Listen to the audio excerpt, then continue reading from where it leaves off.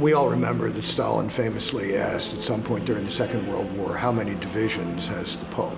Well, he got his answer in June '79, more than Stalin could imagine. Many more divisions than Stalin could imagine. Perhaps at no time in the 20th century had one man so influenced the nation.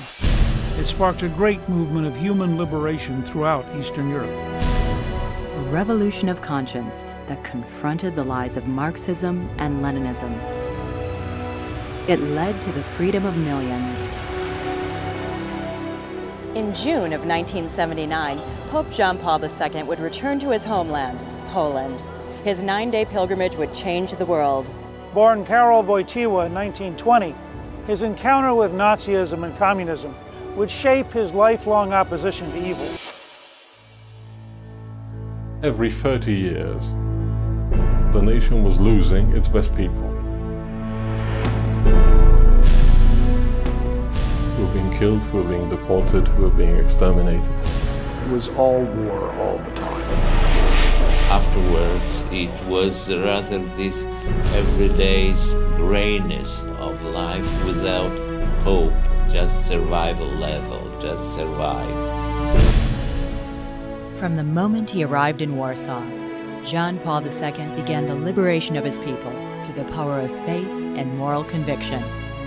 The 9 days of John Paul II in June 1979 were 9 days on which the history of the 20th century turned in a dramatic way. 1/3 of the country saw him in person. Millions more witnessed his pilgrimage on television and radio. Niech stąpi duch Twój i odnowi oblicze ziemi tej ziemi. That was an appeal. Change Poland and the Spirit will be with you. That was a clear message that was taken by us. My mówiliśmy, że nie chcemy dużo, my chcemy być wolni, my chcemy dobrze pracować, chcemy być czucie u siebie.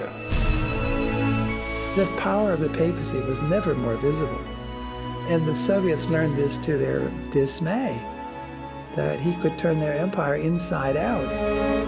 Throughout the 2,000-year history of the papacy, only 2 popes served longer than John Paul II.